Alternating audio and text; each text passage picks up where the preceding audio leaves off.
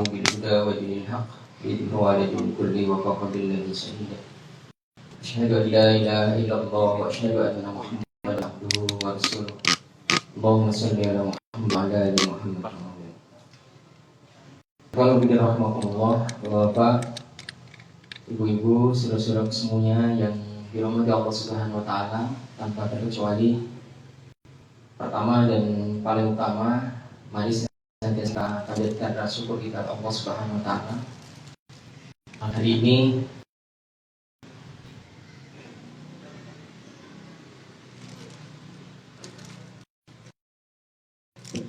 ini kembali Allah perkenankan kita bisa ngaji di musola yang kita cintai ini. Lalu wassalam dan salam mari senantiasa kita haturkan kepada junjungan kita terhadap kita baginda Rasulullah Muhammad sallallahu alaihi wasallam. Bapak, Ibu-ibu, saudara-saudara semuanya yang dirahmati Subhanahu wa taala, sebelum kajian kita mulai perlu kami sampaikan atau kajian umum kita yang saya baca di umum kita. Kajian ilmiah kita berikan label peringatan Hari Kesaktian Pancasila. Jadi ini tema yang aktif. Mudah-mudahan nanti banyak pencerahan di sini. Karena yang pertama kami menghadirkan beliau Bapak Usman Amiruddin. Beliau merupakan aktivis 65 dan pelaku sejarah di tahun tersebut. Nanti beliau bercerita banyak, karena memang posisi beliau lebih menguasai materinya. Saya nggak usah menjelaskan panjang lebar. Kemudian pembicara kedua nanti beliau Ustaz Tengku Ashar LC. Ini masih dalam perjalanan, insya Allah dalam waktu dekat sampai di sini. Jadi ini yang alhamdulillah beliau sudah awal di sini. Monggo Ustaz. Ya.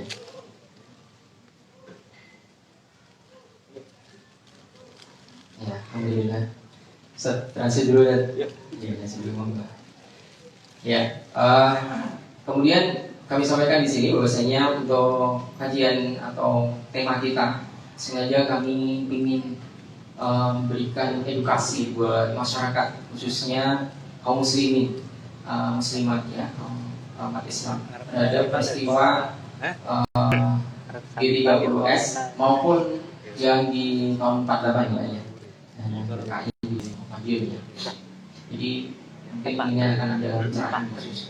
Kemudian Bapak Ibu dan warahmatullah, kami sampaikan pula di sini bahwasanya tema yang kita angkat sekali lagi tidak ada muatan politis apa-apa ya. Jadi kita murni belajar atau menyampaikan tentang sejarah Pak ya. Betul ya Pak, sejarah ini insyaallah sejarah.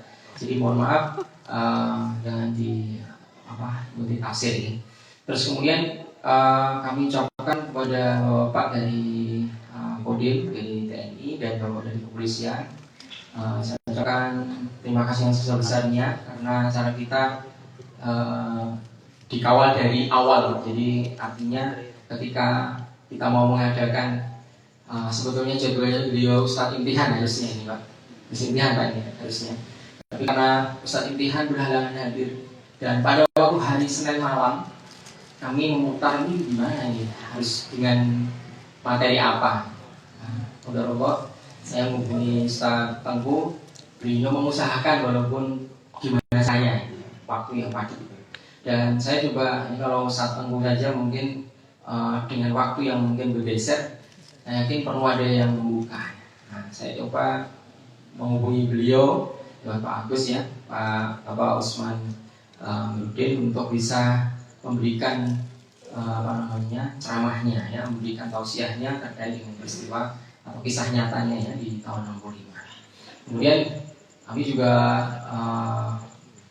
berusaha semaksimal mungkin dalam materi yang kita sampaikan ini itu bisa dicerna oleh semua, artinya tidak hanya kalangan bapak atau ibu saja. Kami juga ingin ini bisa dinikmati dan bisa bisa dilihat, bisa didengarkan semua. Maka saat ini kita ada live streaming, jadi kita siarkan. Dan alhamdulillah malam ini juga ada liputan dari MTA TV ya. Jadi mudah-mudahan kerjasama kita semakin baik. Mungkin itu penerima kami. Selengkapnya ya, kajian atau pertemuan pada malam hari ini kita buka dengan bacaan basmalah terlebih dahulu. Bismillahirrahmanirrahim.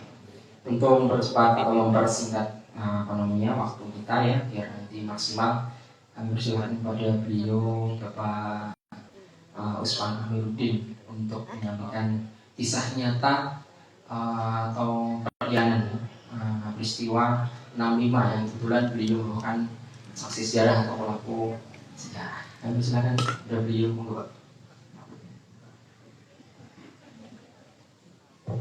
Sebelumnya minta maaf ini, kami harus duduk di sini. Bukan berarti di luar nih. Biar yang di belakang bisa melihat. Bismillahirrahmanirrahim. Assalamualaikum warahmatullahi wabarakatuh. Waalaikumsalam warahmatullahi wabarakatuh. Ibu-ibu, ini manggilnya ibu atau mama enaknya nih? Ibu-ibu, bapak-bapak yang saya hormati, dan generasi milenial yang berbahagia. Kelihatannya ini banyak generasi milenial. Alhamdulillah. Pada kesempatan ini oleh panitia saya diminta untuk menyampaikan testimoni mengenai peristiwa yang terjadi tanggal 22 Oktober 65. Namun tadi juga ada permintaan dari panitia, Pak Usman, sebelum masuk ke hari hanya, coba dikasihkan gambaran mengenai kota Solo sebelum G30S meletus. Mungkin dengan masih ingat bahwa Solo itu kan dikenal kota yang tidak pernah tidur, kota yang ramah-tamah, kota yang romantis. Dan itu benar. Jam berapapun kita akan mencari makanan di Solo waktu itu pasti ada. Bahkan di Pasar Legi itu terkenal ada tape ayu di sana. Kemudian mengenai Sriwedari, tidak seperti yang sekarang ini gersang sekali. Sriwedari waktu itu romantis sekali. Jadi di Segaran itu ada kumpulan keroncong, tapi semua buta semua main keroncongnya itu, dan sangat menyenangkan. Kemudian ada jembatan lengkungnya, tapi sayang sekarang ini sudah jauh berbeda. Lah kehidupan pada waktu itu sebelum G30S itu kehidupan para generasi muda. Waktu itu umur saya sudah kira-kira 21 tahun ya. 21 tahun. Usia saya sekarang ini 81, masuk ke 82. Jadi bulan Juli yang lalu itu 81, ini masuk 82. Alhamdulillah, karena saya banyak bergaul dengan generasi milenial, jadi ya masih seperti ini. Generasi muda pada waktu itu di Solo itu gerakannya lebih banyak, gerakan apa itu, kegiatan-kegiatannya lebih banyak yang bersifat hiburan. Ada yang senang dansa-dansi waktu itu. Kemudian klub bahasa Inggris banyak sekali di kota Solo, sehingga aktivitas para remaja pada waktu itu sangat berbeda dengan sekarang. Ya kadang-kadang ada yang berkelahi, terutama yang berkelahi itu justru dari anak-anak GPM dengan anak-anak pemuda rakyat. Jadi dulu namanya kan masih PNI, generasi mudanya itu Gerakan Pemuda Marhenis. Itu yang sering berkelahi dengan pemudanya PKI, pemuda rakyat. Tapi kalau mereka berkelahi, pasti yang dimenangkan itu yang dari pemuda rakyatnya. Karena waktu itu kota Solo itu betul-betul dikuasai oleh PKI. Wali kotanya Utomo Ranglan itu tokoh PKI. Dan banyak oknum-oknum militer yang cenderung kepada PKI. Itu mengenai kehidupan para remaja pada sebelum G30S. Saya tahun 64 masuk Pemuda Muhammadiyah. Kemudian tahun 65 diadakan semacam kaderisasi di Banyuagung. Sebelum kaderisasi itu selesai, ada berita bahwa ada gerakan di Jakarta. Tapi kami belum tahu gerakan apa, tidak tahu. Tapi situasinya sudah sangat heboh. Sehingga acara yang belum selesai itu terpaksa dihentikan dan kami harus balik ke Solo rumahnya masing-masing. Tanggal 1 pagi, 1 Oktober pagi, kami baru mendengar berita bahwa ada yang namanya Dewan Revolusi. Apa itu Dewan Revolusi kami juga belum tahu. Dewan Revolusi. Dan wali kota Solo pada waktu itu mendukung adanya Dewan Revolusi. Karena kami dari umat Islam dan umat nasionalis. Pada waktu itu kan kami bersatu ya. Golongan nasionalis dan agama Islam itu menjadi satu berhadapan dengan PKI. Akhirnya kami untuk aman mengambil sikap umat Islam berdiri di belakang Bung Karno. Jadi tidak berani mengatakan mendukung Dewan Revolusi, juga tidak berani menentang Dewan Revolusi, tapi mencari amannya umat Islam berdiri di belakang Bung Karno. Nah, setelah beberapa hari baru kami ini mendapat berita yang sudah jelas. Ternyata ada gerakan oleh yang dinamakan G30 SPKI, di mana mereka telah membunuh beberapa jenderal. Nah, akhirnya PKI yang ada di Solo itu lebih meningkatkan aktivitasnya. Yang semula itu tidak pernah tampil secara ganas, tapi setelah adanya G30S, mereka tampil secara ganas dan bahkan berani mengintimidasi dari golongan agama dan nasionalis. Pada waktu itu, generasi muda tidak berani tidur di rumah. Kami bekerja sama dengan golongan nasionalis untuk mendirikan pos-pos keamanan, antara lain di masjid, di musola dan sebagainya. Jadi setiap malam kami tidak tidur di rumah, kami konsolidasi. Kemudian setiap gang, mungkin juga di sini juga sama, ditutup. Jadi suasananya sudah seperti suasana perang. Dan setiap malam dari pemuda rakyat itu keliling dengan bawa senjata tajam, bawa rantai, bawa tongkat, mengintimidasi kami dengan mengatakan masuk ke rumah, tidak boleh di luar. Ini internal angkatan darat, tidak ada urusannya dengan kamu. Makin lama, intimidasi itu makin meningkat. Nah, kami dari golongan nasionalis dan umat Islam merasa sangat terjepit. Kemudian akhirnya kami minta bagaimana agar kota Solo ini bebas dari intimidasi orang-orang PKI. Kami minta bantuan kepada LPKAD waktu itu. Kalau sekarang namanya kan Kopassus ya. Dulu namanya LPKAD. Kita datangkan dari Magelang. Saat itu bertepatan hari Jumat tanggal 22 Oktober.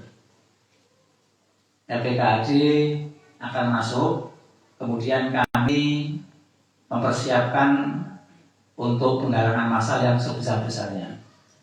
Golongan agama dan nasionalis menjadi satu, kemudian untuk menerima kedatangan dari LPKAD. Habis Jumatan kami sudah demo. Saya sama teman-teman yang dari Pemuda Muhammadiyah berangkatnya dari Bali Muhammadiyah ke Prabon. Kemudian oleh pimpinan Muhammadiyah dikatakan bahwa tugas kamu di perempatan Nolongan sampai Pecoyudan. Jadi kamu daerah operasionalnya di sana. Jadi waktu itu dibagi-bagi. Sudah, kemudian sehabis sholat Jumatan selesai, kami ke daerah Norongan, daerah Soyudan, dan kami merusak tempat-tempat yang menjadi donaturnya PKI. Waktu itu yang sangat terkenal donaturnya PKI itu dari Baperki. Baperki ini kumpulan dari para Cina yang memberikan keuangan kepada PKI. Nah, tempat-tempat yang kami anggap sebagai donaturnya PKI itu kita rusak, kemudian kita bakar. Menjelang maghrib di kelompok kami ini ada oknum Polkau dan oknum CPM mengatakan ini sudah hampir malam, bubar,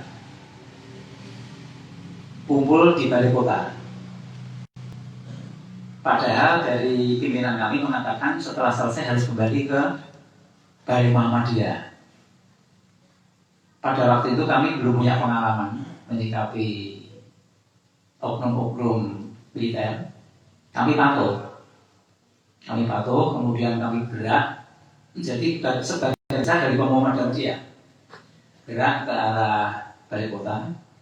Tapi apa yang terjadi menjelang maghrib sampai mendadak disikat oleh oknum-oknum militer dari yang sekarang dipakai untuk Bank Diamond itu. Disikat, kaget. Waktu itu saya sudah ada di tempat itu. 4 orang meninggal langsung terpapar di situ. Saya sama teman saya dari pemuda Marginis itu bersembunyi waktu itu di Percetakan Populer yang sekarang menjadi Bank BCA di Gladar itu. Peluru itu seperti kembang api, jadi kami tidak berani pulang. Kemudian sampai teriak itu sudah seperti lautan api karena tempat-tempat banyak yang dibakar. Nah, setelah menjelang Isya, kami lihat sudah ada aman, tidak ada peluru yang berkeliaran. Kemudian saya pulang ke rumah karena tidak jauh di Keprabon, hanya kira-kira 600 meter dari Gelagat ke rumah saya. Nah, sampai di rumah, ibu saya mengatakan waktu itu ayah saya sudah tidak ada, ayah sudah meninggal. Terus kamu tadi demo, iya bu. Lah ponakmu kan ngikuti kamu terus, ponakmu di Salim Sungkar. Salim Sungkar itu rumahnya di Pasar Kliwon, tapi hampir setiap hari itu di rumah saya seperti anak sendiri. Umurnya hanya sekitar 12-13 tahun. Terus sekarang di mana bu? Si Iim. Tadi saya suruh nunggu kamu jangan pulang dulu, tapi tidak mau, dia tidak pulang. Jadi ini mungkin sudah sampai di rumah. Ya sudah, saya sudah di rumah. Dan waktu itu sudah keadaannya sangat genting sekali. Banyak teman-teman saya yang ditembak itu, yang meninggal 4, ada yang kena pantatnya dibawa ke rumah, kemudian dibawa ke rumah sakit. Situasinya sudah sangat tegang sekali. Nah, esok harinya baru kami mendengar kabar bahwa para demonstran tadi itu disegat oleh orang-orang PKI. Disegat, kemudian dibawa ke Gedung Kopi. Gedung Kopi itu tempatnya dekat Taman Jeruk di tepi Bengawan Solo. Nah, ternyata di situ disembelih. Yang disembelih di situ ada 19 orang. Yang 18 orang Solo, yang 1 orang Klaten. Dan membunuhnya itu bukan membunuh secara kalau kita membunuh hewan itu enggak, sadis sekali. Jadi dirusak, badan itu dirusak, kepala itu udah tidak kelihatan. Salah satu di antaranya ponakan saya tadi. Habis badannya ditusuk kayu sini, bus. Ada anak tidak tahu apa.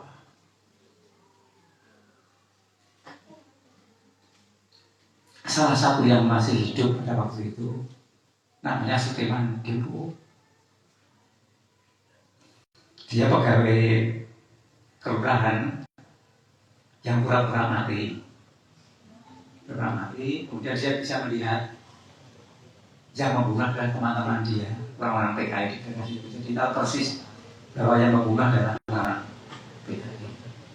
Setelah agak larut pagi, dia bisa melarikan gabung kepada kami di Bali Mahmudia dan menceritakan segala sesuatunya. Itulah yang terjadi di Solo. Maka kalau mengatakan bahwa PKI tidak terlibat G30S, mengapa dari tanggal 1 sampai tanggal 2 kok PKI kok bergerak? Jadi kalau dia mengatakan bahwa G30S adalah internal Angkatan Darat, tidak betul sama sekali. Karena mulai tanggal 1 sampai tanggal 22 di Solo saja itu yang bergerak adalah PKI dan membantai. Berarti betul-betul gerakan G30S arsiteknya adalah PKI, hanya memperalat oknum-oknum militer yang memang sudah mendapat doktrin dari PKI tadi. Nah, setelah tanggal 22 gantian sekarang, karena kota Solo sudah dikuasai oleh umat Islam dan golongan nasionalis. Dengan kehadiran RPKAD tadi betul-betul sangat bermanfaat dan bisa melumpuhkan kekuatan PKI di Solo. Nah, setiap malam gantian. Setiap malam kami operasi untuk menangkap para tokoh-tokoh PKI. Kemudian kita serahkan ke aparat keamanan. Cuman sayangnya pada waktu itu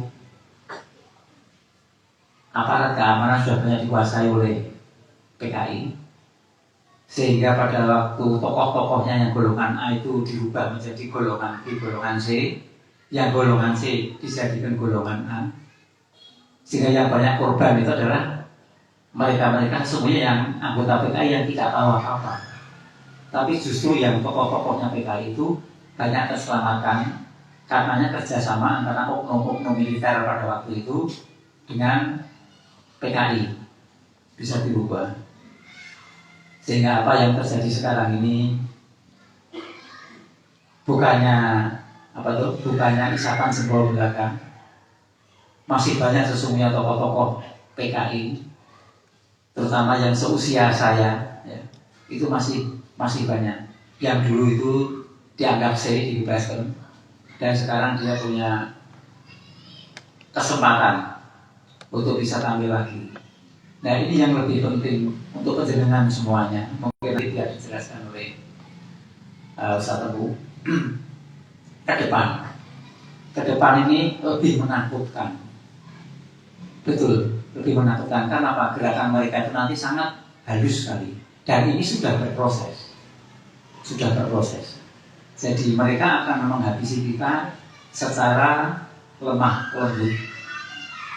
Jadi sudah tidak seperti zaman tahun 48 dan 65. Pendekatan mereka adalah pendekatan dengan kekerasan. Tapi sekarang ini mereka bergerak sangat halus masuk ke dalam sistem pemerintahan dengan membuat produk undang-undang dan peraturan yang represif terhadap umat Islam khususnya juga TNI Angkatan Darat.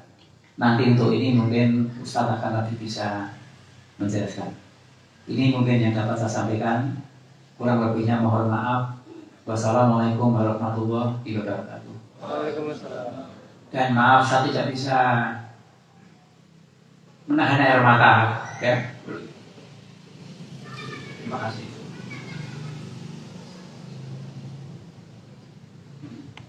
Ya, kami ucapkan terima kasih sebesar-besarnya atas semua khairan pada Bapak Usman Amiruddin yang telah menceritakannya kisah beliau bersama rekan-rekannya dan keluarganya, dan keluarganya berarti ponakan yang juga kena dibunuh juga ya, dengan keji oleh PKI. Saudaraku yang dimuliakan Allah Subhanahu Wa Taala, momen 30 September itu tidak lepas dari peristiwa yang saat ini mungkin kalau kita lihat di beberapa tempat ya, mungkin ada yang mau nonton aja ini agak susah ya. Nah ini alhamdulillah malam ini kita bisa ya mendatangkan saksi sejarah ya, saksi pelaku sejarah ya di kesempatan malam hari ini. Kemudian nanti saya temukan. Namun sebelumnya Bapak Ibu jemaah rahimahumullah,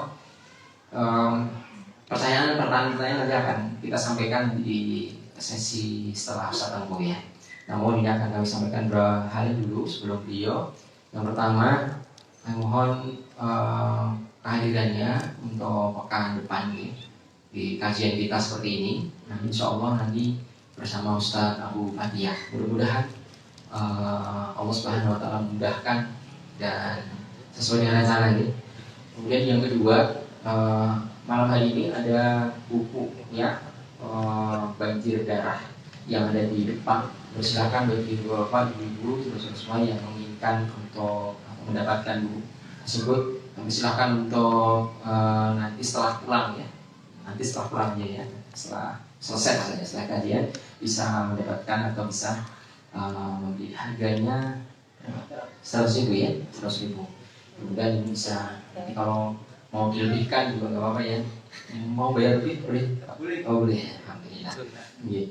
Terus kemudian yang ketiga, Bapak Ibu warahmatullah, setelah selesai kajian pula, kami membuka sedekah sayur dan bahan pokok. Bapak Ibu monggo nanti bisa mengambilnya. Dan bagi Bapak Ibu yang ingin berpartisipasi, insya Allah juga siap kita ya, menyampaikan dan menyalurkan di Jumat berikutnya. Jadi besok pagi insya Allah kita juga buka stand di depan berupa sedekah sayur dan bahan pokok. Kemudian kita lanjutkan di Kamis depan lagi, malam Jumat dan Jumat pagi. Jadi Bapak Ibu yang ingin bergabung, kami silahkan nanti bisa bersama-sama kami kita bantu saudara-saudara kita yang saat ini juga kondisinya perlu bantuan. Dan satu hal lagi, bagi panjenengan yang ingin berdonasi air bersih, insya Allah siap kita untuk menyalurkan.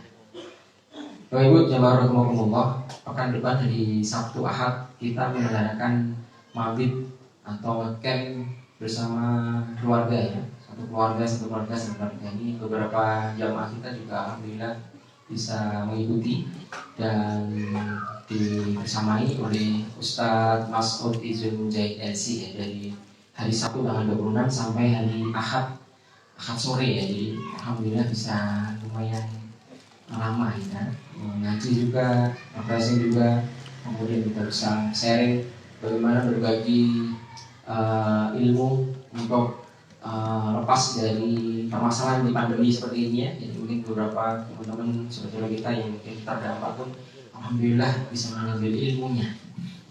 Terus kemudian kita akan mengadakan acara serupa camp lagi di bulan Oktober. Bagi panjenengan yang ingin bergabung di mabit kita nanti insya Allah dengan ustaz-ustaz yang sama seperti ketika kajian seperti ini, mohon nanti bisa menghubungi kami. Bapak Ibu yang warahmatullah, tiba saatnya nanti kita akan mengikuti daripada kajian beliau Ustadz Tangguh Ashar.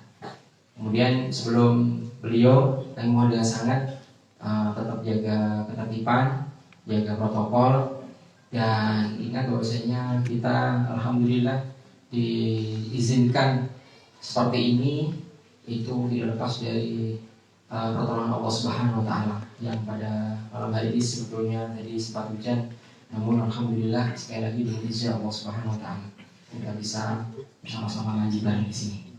Kemudian juga mengucapkan terima kasih pada beliau Bapak dari TNI maupun dari kepolisian yang mengawal acara kita. Kami ucapkan mudah-mudahan panjenengan senantiasa mendapatkan berkahan dari ngaji kita di malam Jumat ini.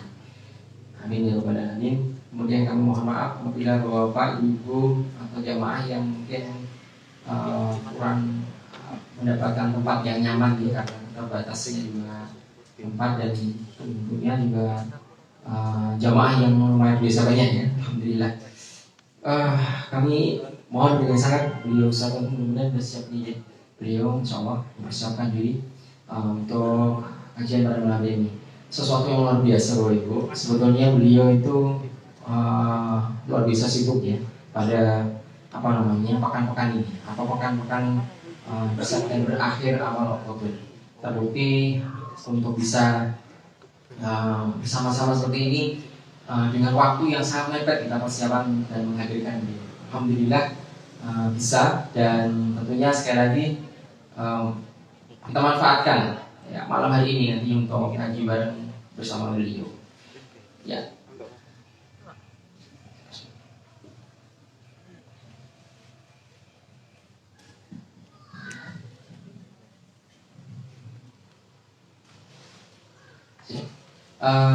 Untuk selengkapnya kami sampaikan kepada beliau Ustaz Muhammad Ansi, dan mohon dengan sangat kita ikuti nanti kalau ada pertanyaan insya Allah di sesi ketiga ya setelah materi dari beliau.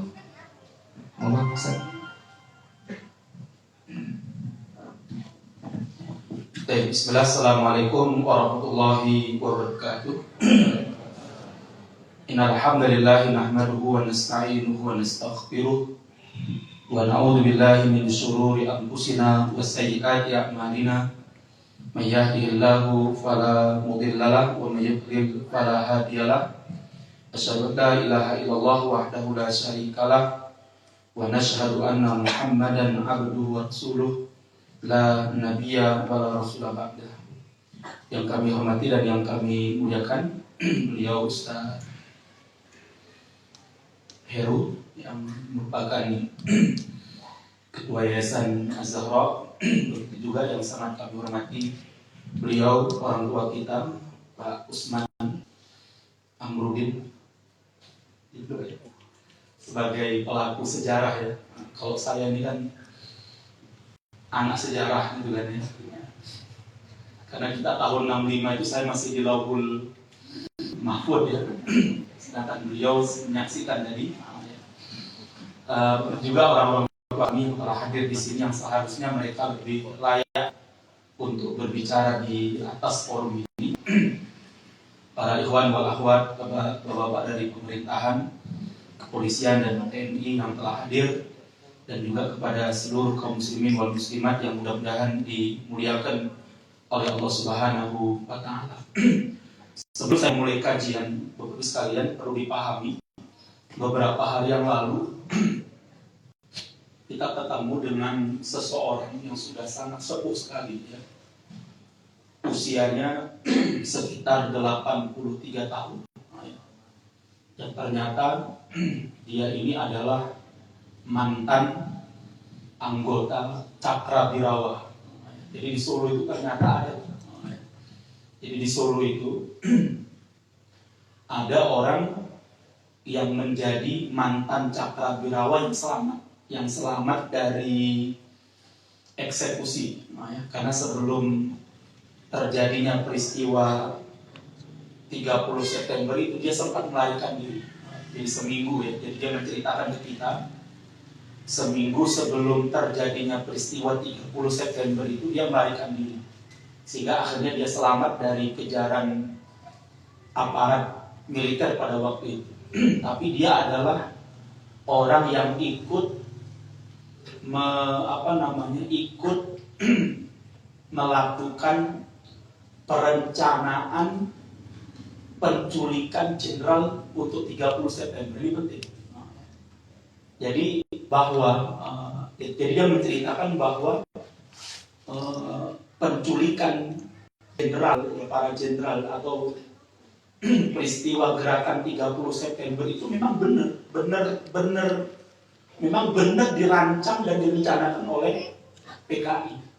Ini laporan dari orang yang ikut langsung waktu itu rapat merancang penculikan para jenderal. Orangnya masih hidup. Orangnya masih hidup, umurnya sudah 83 tahun, dan dia diangkat salah satu staf daripada Untung yang paling terkenal namanya Untung kan.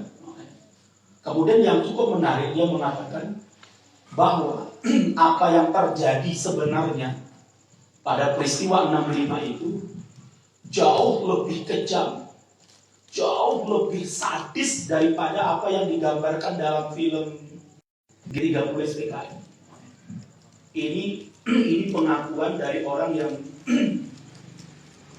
mengaku bahwa dirinya adalah mantan anggota Cakrawirawa yang selamat, dan selama ini dia sembunyi. Awalnya pun anak-anaknya tidak mau memperkenalkannya kepada kita karena memang khawatir mungkin nanti akan diinterogasi lagi oleh pemerintah dan sebagainya. Sehingga Iwan Sumullah jadi penting untuk diperhatikan. Tadi sudah disampaikan oleh beliau Pak Usman. Jadi apa yang nanti antum lihat di film G30 SPKI itu sudah sadis ya, sudah sangat sadis itu kan. Tapi kata bapak ini, kata Mbah ini, kita namanya bukan bapak lagi, sudah 83 tahun kan udah Mbah itu kan ya. Dia katakan apa yang sebenarnya terjadi itu jauh lebih kejam, jauh lebih sadis, jauh lebih biadab daripada apa yang tergambarkan di film G30 SPKI. Makanya kan kemarin ada satu film itu, kemarin ada wawancara TV One dengan salah satu anaknya Nasution itu kan, Ahmad Yani ya, yang dia menceritakan keakuratan film itu 98% karena ada tayangan yang sebenarnya lebih sadis daripada itu tapi tidak dimunculkan. Ya. Misalnya anaknya Ahmad Yani itu kan cerita ya, karena kan dia lihat sendiri bagaimana ayahnya diperlakukan. Ya. Kalau di filmnya G30 SPKI itu kan Ahmad Yani kan diangkat tangan sama kakinya, tapi dia bilang sebenarnya ya, yang saya lihat dengan mata kepala sendiri, bapak saya itu diseret gitu ya. Jadi kaki itu diseret, jadi nggak ada istilah tangannya diangkat sama kakinya. Jadi bapak sekalian yang perlu untuk kita paham bersama, sehingga sangatlah konyol ya, kalau ada orang hari ini mengatakan PKI itu tidak kejam, PKI itu tidak sadis, bahkan justru PKI itu adalah korban. Nah ini konyol itu. Konyol kalau orang bodoh biasa disebut dengan jahil murokab. Jahil murokab itu kalau kita terjemahkan bahasa Wonogiri itu pakok lah mungkin gitu kan. Nah, Bapak sekalian yang mudah-mudahan dimuliakan oleh Allah Subhanahu wa taala. Itu yang pertama yang ingin kami sampaikan. Kemudian yang kedua, saya ingin meluruskan perkataannya Sukmawati. Ya.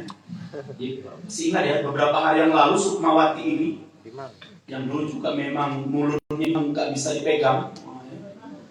Dia mengatakan bahwa yang namanya PKI di Indonesia itu berideologi Pancasila. Nah, ini manusia jahil. Ini mulutnya memang mulut yang sangat busuk, ya, karena dia ingin ingin mengubah sejarah. Nah, ini saya bawakan bukunya ini ya. Ini buku PKI. Ini buku PKI Revolusi Angkatan Bersenjata Partai Komunis. Ini ceramahnya DN Aidit di depan Angkatan Udara, ya, Angkatan Auri pada waktu itu. Nah, ya, di bukunya, jadi ada beberapa buku ada beberapa jilid atau beberapa bagian. Ini bagian keduanya, PKI dan Auri, Angkatan Udara Republik Indonesia. Coba kita lihat di halaman 6 ya. Coba kita lihat di sini. Jadi kita pahami bagaimana apa yang dikatakan oleh Sukmawati itu adalah penyesatan sejarah. Ya, ini yang dikatakan oleh Aidit ya. Dedengkotnya PKI. Apa dia bilang? Ajaran Marxisme dan Leninisme yang menjadi pedoman PKI adalah universal. Ini jelas. Jadi kalau kemarin Sukmawati mengatakan PKI di Indonesia itu pedomannya adalah Pancasila, ini manusia yang ingin menyesatkan sejarah. Ini manusia yang ingin menyimpangkan sejarah yang sebenarnya. DNA itu ngomong, apa kata DNA itu? PKI itu pedomannya apa? Pahamnya apa? Marxisme dan Leninisme, bukan Pancasila. Nah ini yang harus kita paham bersama. Jadi nyata harus kita pahami, sehingga kemarin jangan sampai kemudian kita terkecoh dengan mulutnya si Sukmawati ini. Baik, kemudian Ikhwanullah kita lihat berikutnya. Bagaimana kemudian DNA ini yang menjelaskan tentang yang namanya gotong royong. Jadi saya sangat mengkhawatirkan gotong royong yang hari ini lagi disengkoyong ya, lagi diangkat bareng-bareng kan gitu kan. Sekarang di kelurahan-kelurahan, di sekolah-sekolah sekarang ditulis itu gotong royong. Nah, ini coba kita lihat di sini. Apa kata DNA ini? Yang kata DNA ini di bukunya ini, dia katakan apa? Supaya kita sadari agar kita tidak salah dengan sejarah ya. Kita membawa bukunya PKS ini, karena kita bawa buku yang lain nanti dibilang kita nggak ngambil dari aslinya. Nah, ini coba kita lihat. Bung Karno, ya. Maka itu PKI dengan gairah menyambut tulisan Bung Karno dalam tahun 1926 dengan judul Nasionalisme, Islamisme dan Marxisme yang kemudian dikenal dengan istilah apa? Nasakom. Kenapa disambut meriah oleh PKI? Karena memang itu sesuai dengan ideologinya siapa? PKI. Di bawah bendera revolusi, dalam buku yang berjudul Di Bawah Bendera Revolusi, di mana ditekankan tentang perlunya persatuan antara kaum nasionalis, kemudian kaum agama, terutama Islam, dan kaum Marxis. Tahun 1926 tidak hanya telah dikenal sebagai tahun pemberontakan nasional bulan November tahun 26, tapi juga sebagai tahun dirumuskan ide kegotong royongan dari 3 aliran besar di Indonesia, yaitu aliran politik nasionalis, Islam, dan Marxis. Embrio gagasan Nasakom. Kalau mau tahu akar sejarah Pancasila, ini permulaannya. Jadi ide gotong royong yang menyatukan 3 aliran politik besar. Jadi sebenarnya ide Trisila itu adalah ide yang lahir tahun berapa? 1926, dan itu disetujui oleh PKI. Kenapa? Sesuai dengan idenya komunis, sesuai dengan ideologinya PKI. Tapi ingat, ini supaya kita paham bersama, Pak. Pancasila yang hari ini berlaku di negeri ini itu sudah ditandatangani, sudah sah sebagai Pancasila, tidak lagi boleh dibawa lagi kepada apa? Trisila, apalagi itu paham. Ini yang kita paham bersama. Itu Pancasila sudah sah 18 Agustus 1945, sudah ditandatangani itu oleh Soekarno.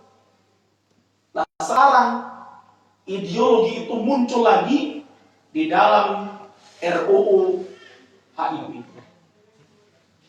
Yaitu muncul RUU HIP. Bahkan di RUU HIP ini dengan jelas ideologi komunis ini menjadi intisari daripada rancangan haluan ideologi Pancasila, di mana tertulis di pasal yang ke-7 itu, pasal yang ke-6, sendi pokok Pancasila adalah keadilan sosial. Yang mana keadilan sosial ini menurut klaim PKI, menurut klaim daripada DNID, itu adalah sila yang mewakili kelompok komunis, Marxis, sosialis, Leninisme. Ini penting untuk kita perhatikan. Berarti jelas Pak, ini undang Pancasila kita ini akan dibawa kepada paham apa? Komunis. Bahkan yang lebih biadab lagi, mereka mengatakan apa? Kita lihat di sini. Ya, di pasal yang ke-7-nya kita lihat, ya. Ciri pokok Pancasila berupa Trisila, yaitu apa? Sosio-nasionalisme, sosio-demokrasi, serta diletakkan sudah ketuhanan paling nomor 3, tapi bukan ketuhanan yang Maha Esa, tapi apa? Ketuhanan yang berkebudayaan. Ini ingin mengubah Pancasila atau tidak? Ingin mengubah Pancasila atau tidak? Kenapa nggak ditangkap? Nggak berani. Kenapa nggak berani? Panjang nih. Awas, Pak polisi tekul. Ada semua musuh.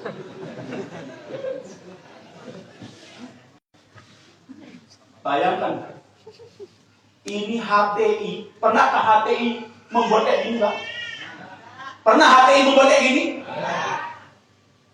Langsung sampai detik ini HTI dituduh apa? Ingin mengubah Pancasila.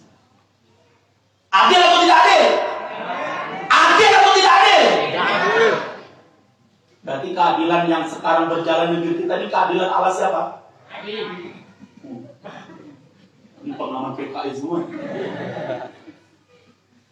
Jadi kebangkitan PKI itu nyata atau tidak, Pak? Nah, Bapak sekalian yang mudah-mudahan dimuliakan oleh Allah Subhanahu wa Ta'ala.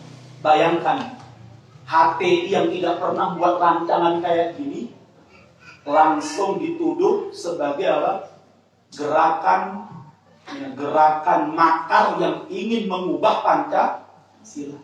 Dan ini terang-terangan, Pak. Setelah diteliti siapa yang menjadi ketua dalam membuat undang-undang RUHP ini, ternyata namanya adalah Rieke Diah Pitaloka. Dari partai apa? Usah dijawab.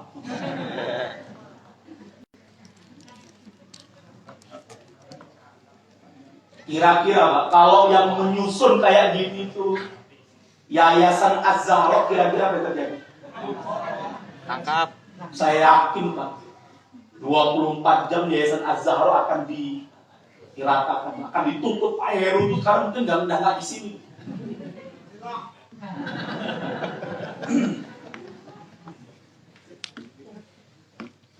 Tetapi karena yang membuat bukan Pak Heru, dan sekarang, Pak, diganti oleh mereka namanya RUU BPIP, Badan Penguat atau Ideologi Pancasila atau Badan Pembinaan Ideologi Pancasila. Yang kemungkinan besar kita boleh tahu ini aslinya kayak apa nanti di RUU BPIP. Oleh sebab itu, Pak sekalian, ini penting untuk kita perhatikan. Jadi gotong royong yang hari ini sedang, nanti kita lihat di sini, Trisila sebagaimana dimaksud terkristalisasi dalam Ekasila, yaitu gotong royong. Jadi gotong royong yang dimaksud itu adalah gotong royong keadilan sosial. Yang keadilan sosial itu, kata DNID, adalah merupakan sila yang mewakili. Jadi oleh sebab itu, Pak sekalian, ini makanya kita hati-hati juga. Jangan sembarangan pasang gotong royong. Ini gotong royong siapa? Gotong royong sila kelima atau gotong royong Pancasila? Karena ternyata di sini gotong royongnya diinginkan adalah gotong royong daripada Ekasila itu. Oleh sebab itu ini penting untuk kita perhatikan. Baik, Bapak sekalian, yang mudah-mudahan dimuliakan oleh Allah Subhanahu wa Ta'ala. Yang kedua, yang ketiga, untuk wilayah Solo, ini penting ini, Pak. Jadi ada sebuah buku yang cukup menarik dan belum selesai saya membacanya. Ada sebuah buku yang ditulis oleh Dr. Samsul Bakri, Ini pernah saya sampaikan dulu tentang gerakan komunisme Islam tahun 1914-1942. Jadi antara tahun ini komunisme yang berkembang di Solo Raya itu adalah komunisme yang berbaju atau berbau apa? Islam. Makanya jangan kaget di pemilu pertama tahun 1955 Solo Raya itu yang menang itu adalah apa? PKI. Solo Raya itu terutama Surakarta, Boyolali, Wonogiri, Klaten. Bayangkan, Pak. Wonogiri itu tahun 55. Kalau nggak salah yang menang itu adalah apa? Yang jelas itu Surakarta, Boyolali, Klaten itu udah jelas. Wonogiri saya lupa ini. Kalau nggak salah juga PKI yang menang. Pokoknya antara gitu bisa dicek itu di Google itu. Dan ini penting Pak sekalian. Padahal mayoritas warga Karesidenan Surakarta itu agamanya apa? Islam. Tapi yang menang PKI. Nah sekarang saya tanya, adakah orang yang dulu bergabung dengan PKI pindah ke PKS?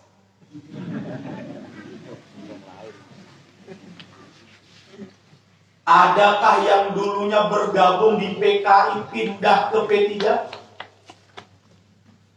Adakah yang dulu dari PKI bergabung ke Golkar? Atau ke Partai Demokrat?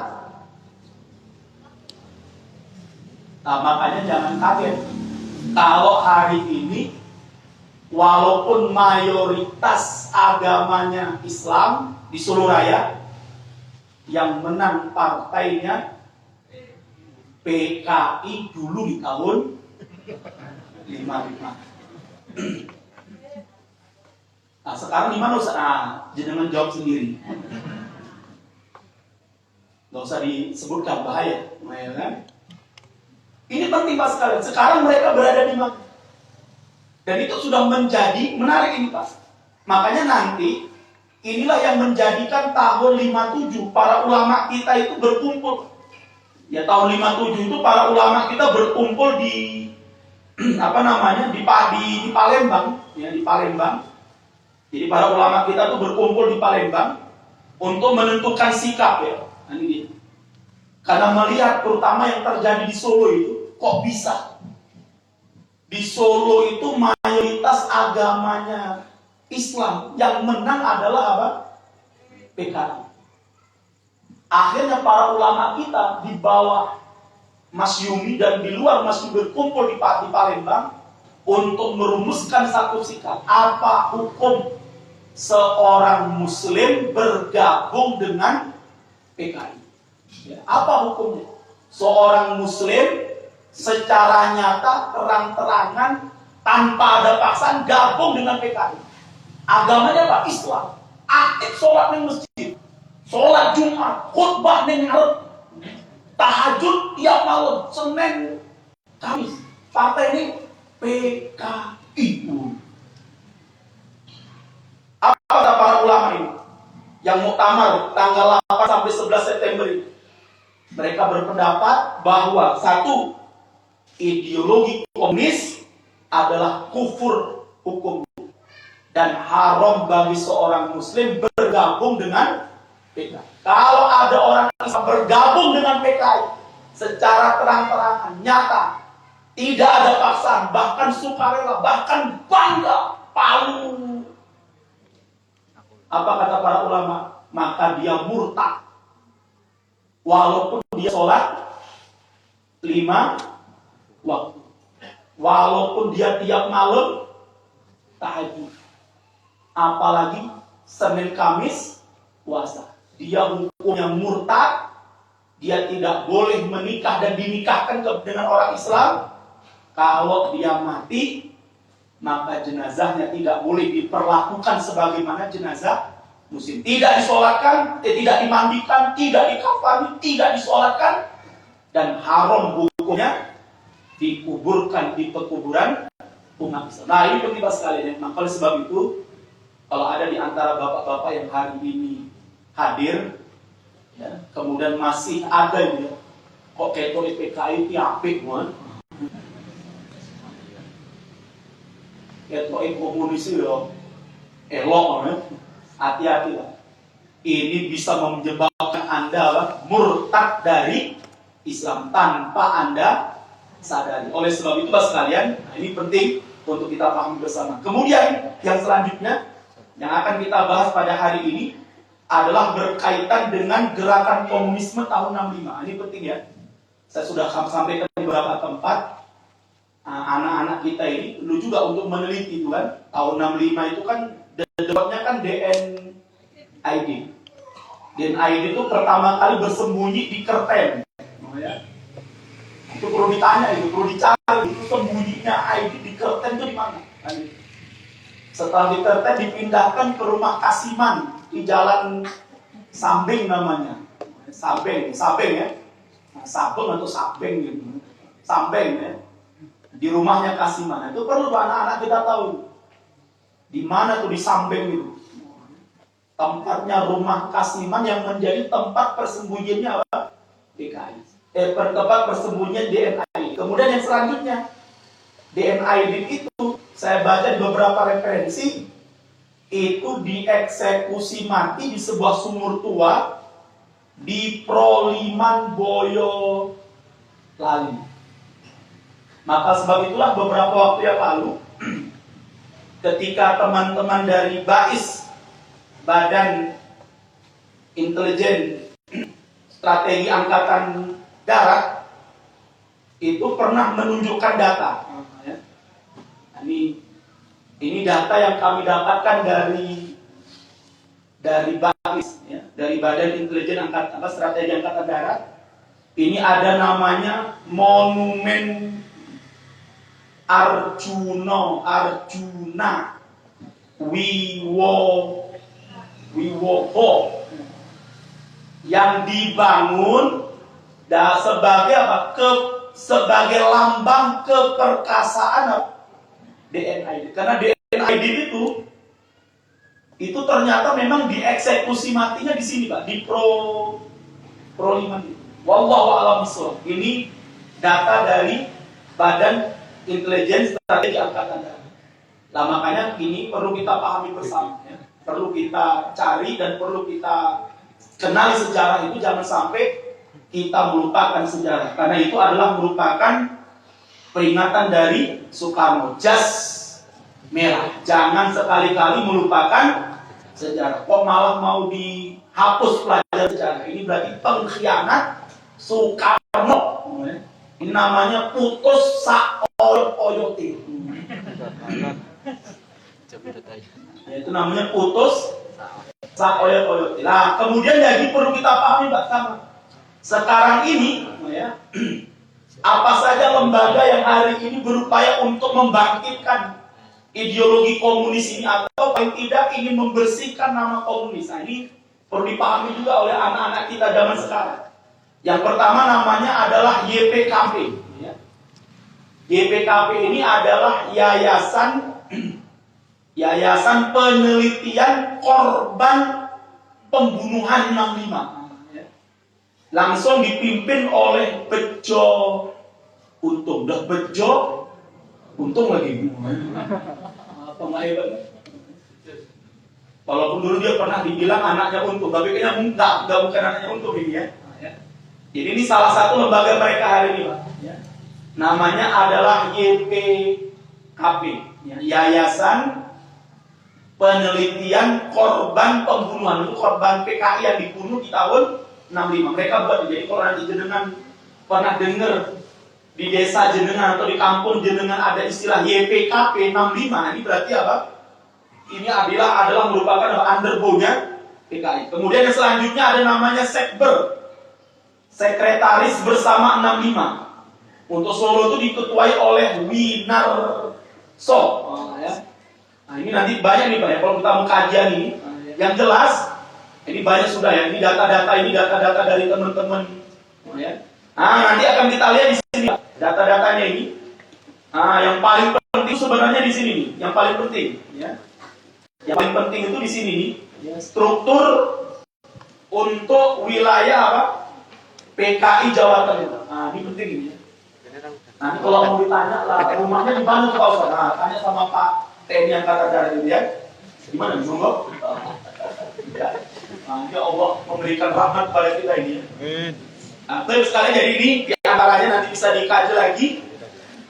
Kemudian sebelumnya, Pak, kita tuntaskan dulu ini satu lagi, ya, berkaitan dengan kebiadaban mereka. Nah, ini penting, Pak. Yang pertama, ya, di Sukoharjo ini, di Wonogiri ini ada namanya wilayah Tirtomoyo. Tirtomoyo ini salah satu korban PKI tahun 68. Tahun 48 itu adalah Bupati pertama Sukoharjo. Namanya adalah Suwarno Anggopati. Ini penting, Pak, ya. Jadi Bupati Sukoharjo itu Pak, yang pertama kali